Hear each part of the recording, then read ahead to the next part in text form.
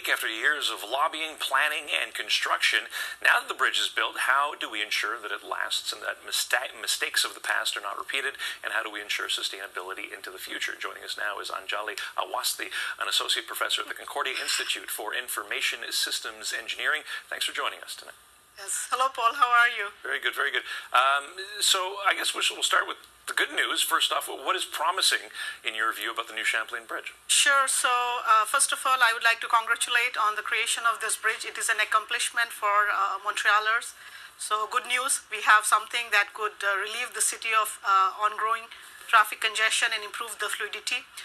There are certainly some advantages or good points that are linked to this bridge. Certainly, with respect to multimodal transport offers, we have a lane for bus, we have the new REM line. We are also taking into consideration the interest of pedestrians and bike cyclists. So it's really good that we are catering to the interest of a wider population.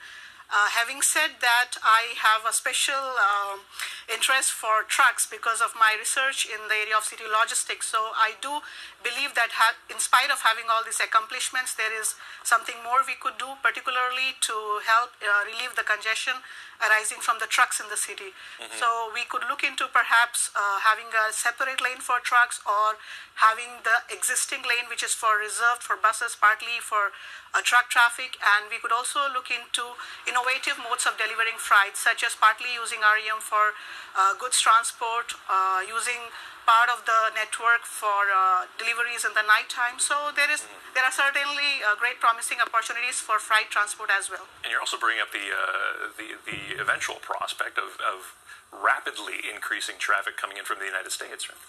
That's true. So Montreal, as we all know, is a gateway of goods transport, and with this new bridge in action, we can expect a growing traffic coming from US. So undoubtedly there is need to look into measures that can avoid delays on this new bridge.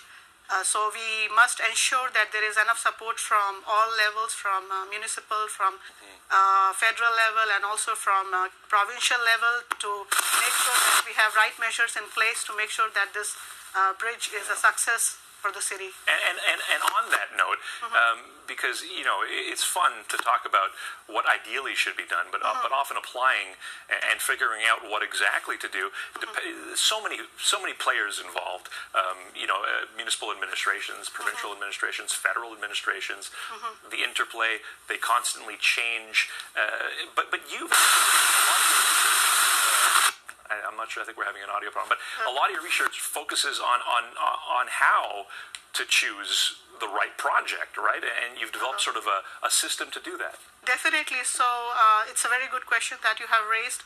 Most of the projects are definitely fun to talk about, but to make them successful, it is very important to take into account the interest of all stakeholders. So the solution which is good for one part of the city, let's say residents, may not be equivalent to what the municipal administrators want. So we should develop solutions that cater to the interest of a wider mass, and therefore we are working on methodologies that are called multi-criteria decision-making approaches, which take into account stakeholder interest and cover criteria and solutions that cater to mass interest. So it is really important that we should address the requirements of all who are part of the mobility system to make it successful.